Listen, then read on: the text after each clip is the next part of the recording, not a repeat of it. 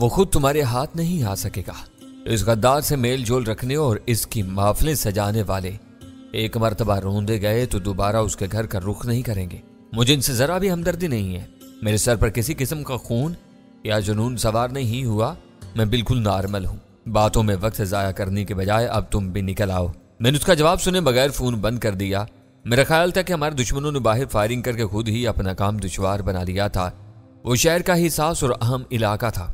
وہاں فائرنگ ہوتے ہی پولیس کی بھاری نفری کا حرکت میں آنا ناگزیر تھا۔ پولیس کے گشت اور مستعدی میں اضافے کے بعد کوئی کارروائی آسان ثابت نہیں ہو سکتی تھی۔ ہمارے پاس ہتھیار تھے، ان کے بغیر باہر نکلنا خطرے سے خالی نہیں تھا۔ وہ باہر فائرنگ کا شور ہر ایک کے کانوں تک پہنچ چکا ہوگا، لیکن پھر بھی ہم کھلے ہتھیاروں کے ساتھ باہر نکل کر خود کو تماشا نہیں بنا سکتے تھے۔ دیکھنے والے اجنبی خود ہم کو دہشت گرد یا تخریب کار سمجھ سکتے تھے۔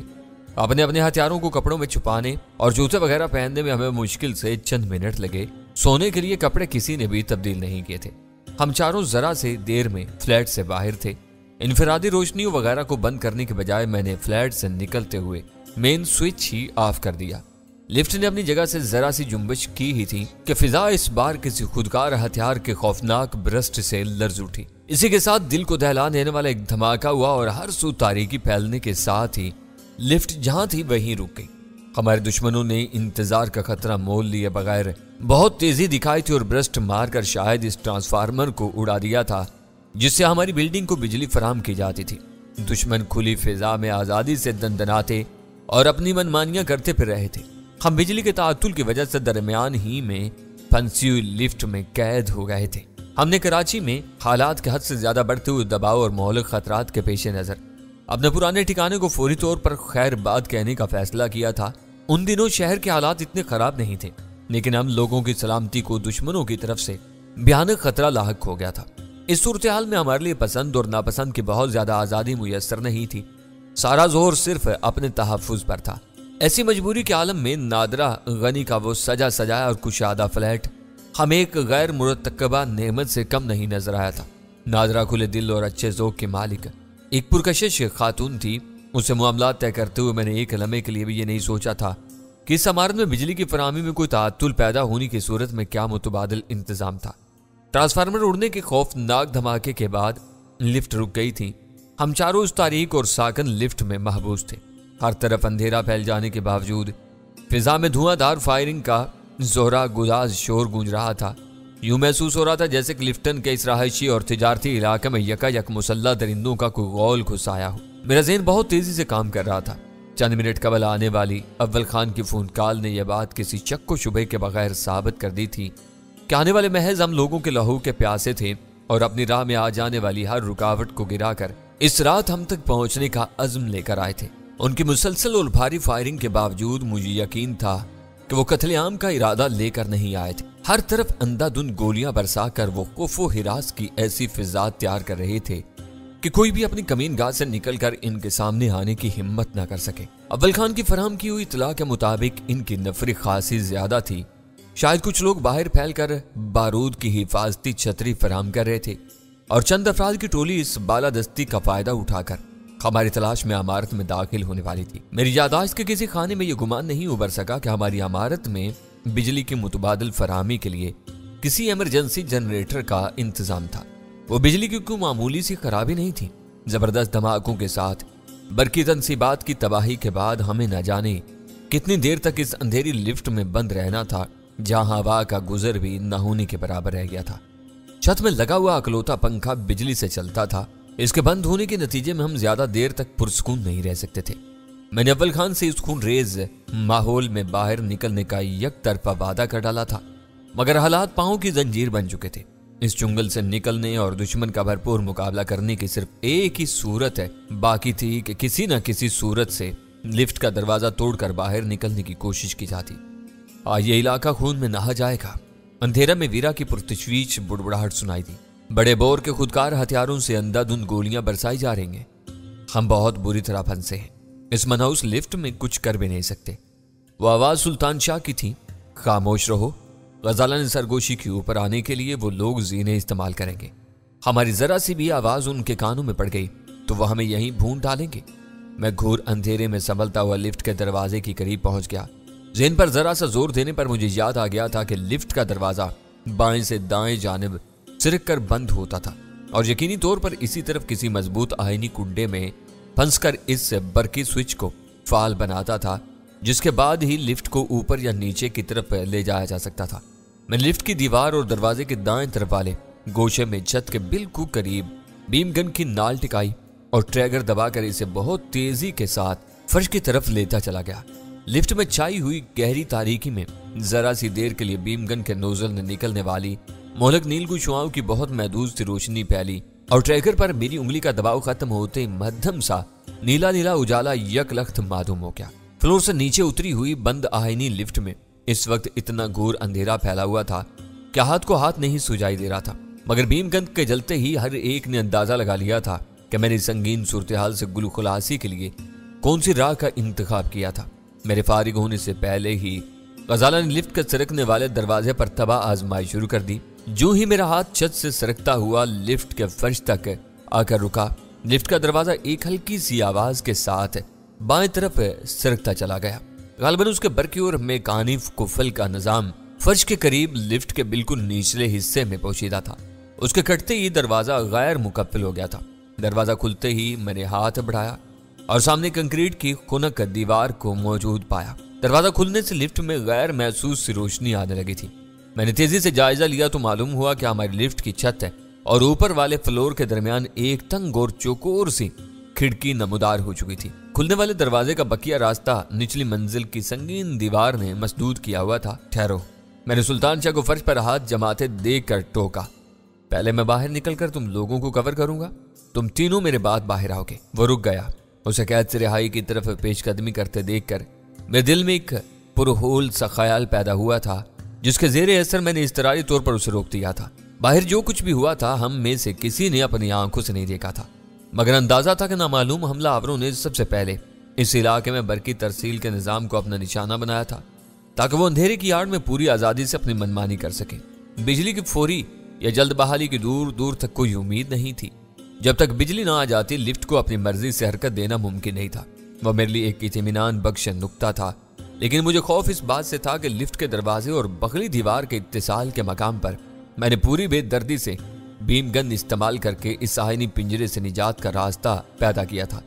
مجھے کچھ علم نہیں تھا کہ اس عمل میں لفٹ کی کن برقی یا میکانی حفاظتی کڑیوں کو شدید نقصان پہنچا تھا۔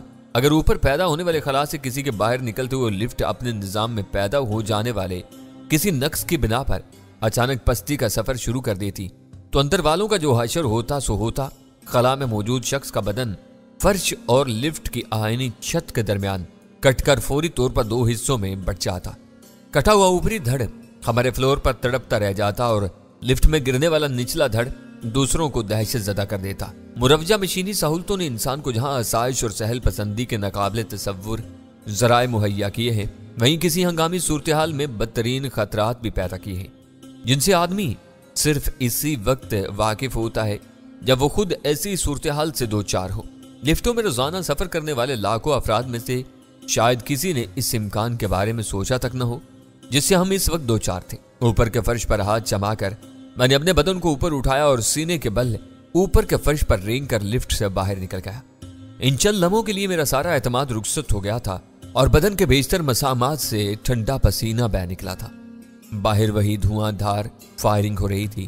عمارت کے مکینوں میں سخت دہشت اور افراتفری پھیلی ہوئی تھی۔ فلیٹوں کے دروازے مضبوطی سے بند تھے، کوئی بھی متنفس باہر نظر نہیں آ رہا تھا، لیکن فضا خوفزدہ چیخوں اور بچوں کے رونے کی آوازوں سے لرز رہی تھی۔ میں نے اپنے قدموں پر اٹھتے ہی رائفل سیدھی کر لی، کیونکہ عمارت کے زینوں پر کئی دوڑتے ہوئے قدموں کی وزنی دھمک سنائی دے رہی تھی۔ زینے لفٹ کے گرد طواف کرتے ہوئے منزل با منزل اوپر جاتے تھے، لیکن میرے لیے بلکہ بیم گن کے لیے رینج قدرے زیادہ ہو سکتی تھی۔ بات دشمنوں کے ساتھ آنکھ مچولی سے بڑھ کر کھلے کھلے خون ریز تصادم تک پہنچ چکی تھی۔ ان حالات میں بیم گن جیسے خاموش ہتھیار کی توانائی کے مشکوک زیاں کے مقابلے میں بارودی گولیوں کا استعمال ہی زیادہ مؤثر ہو سکتا تھا۔ میرے بعد غزالہ بھی خیر و عافیت سے اسی خلا سے گزر کر باہر آ گئی اور اس نے بھی فوراً ہی پوزیشن سنبھالی۔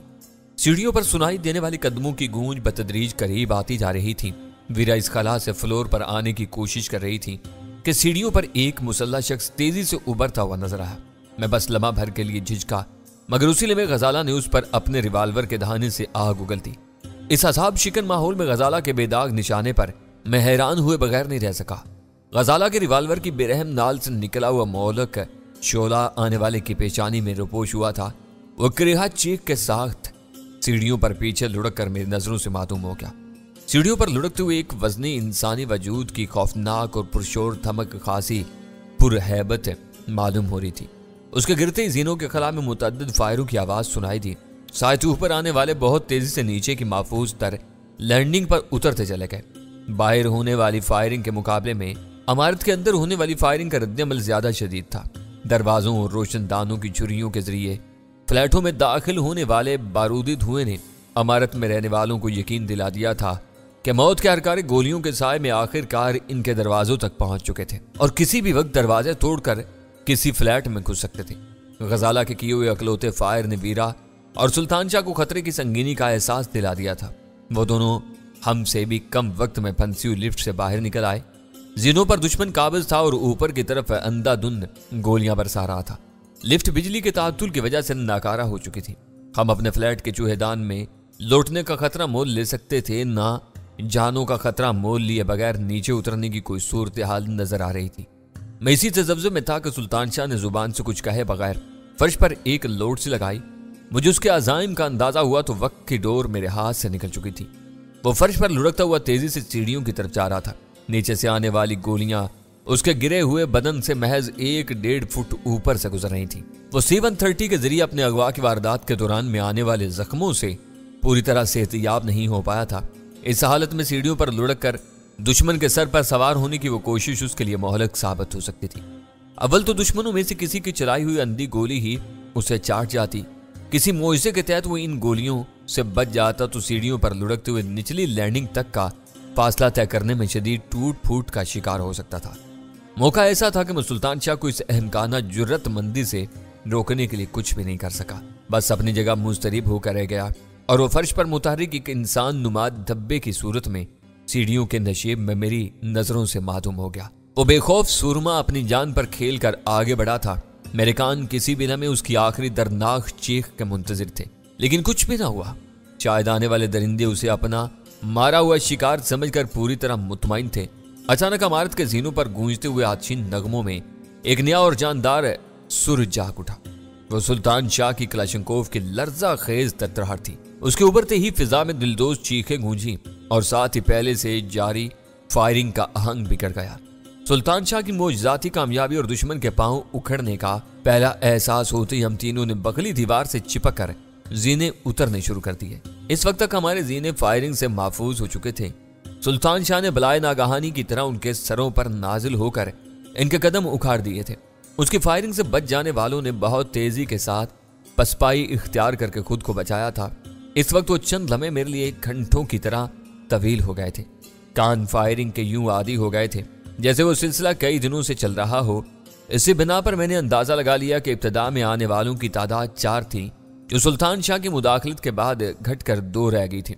इन 2 हरीफों के लिए सुल्तान शाह रुक रुक कर फायरिंग कर रहा था। फूंक फूंक कर कदम रखते हुए लैंडिंग तक पहुंचने पर मुझे ये देखकर बेअंदाजा खुशी हुई कि सुल्तान शाह अज़्मो हौसले की किसी चट्टान की तरह अपने कदमों पर खड़ा दीवार की ओर से नीचे वालों पर फायरिंग कर रहा था। खुशी के आलम में वीरा और गजाला ने भी वही किया जो मैंने किया था।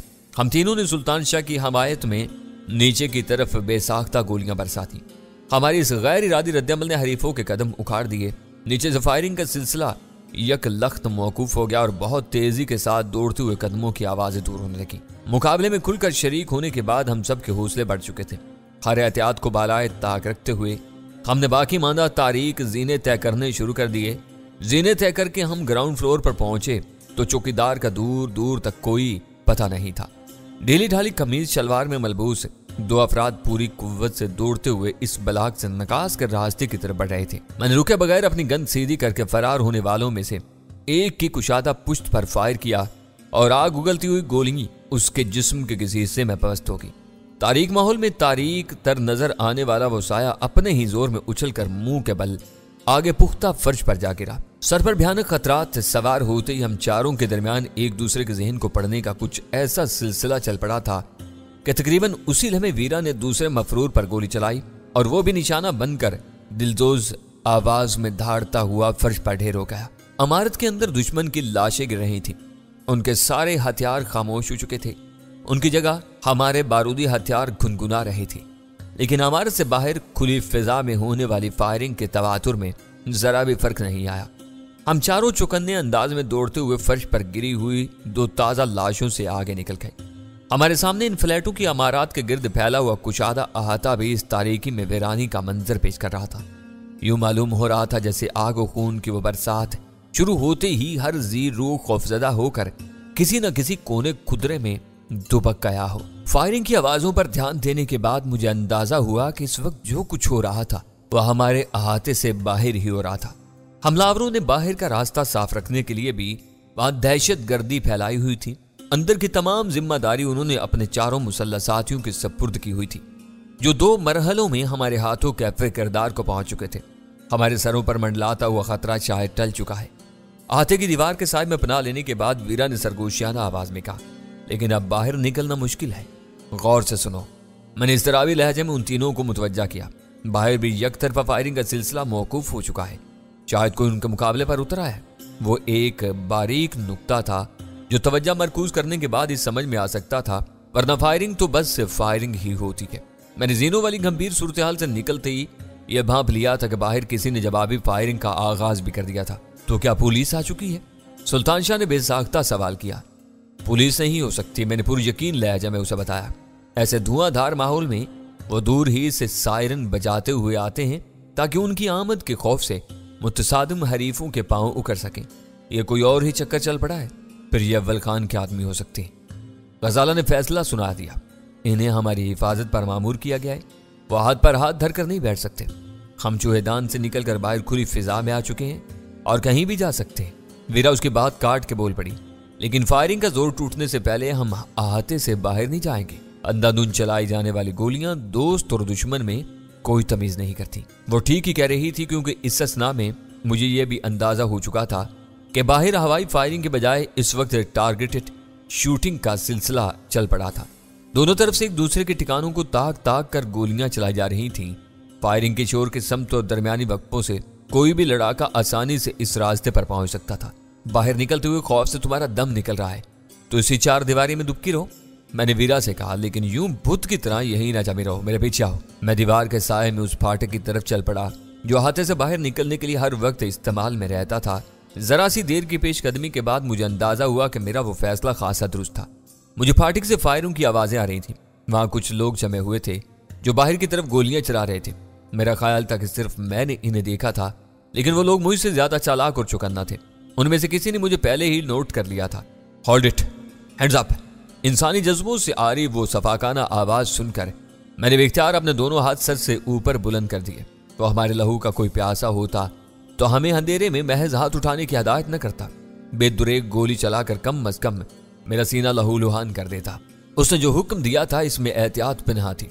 इससे तवक्का थी कि अंदर से दुश्मन के साथ साथ कोई दोस्त भी नमूदार हो सकता था, इसलिए किसी आने वाले को ललकारे बगैर गोलियों से उधेड़ डालना मुनासिब नहीं था।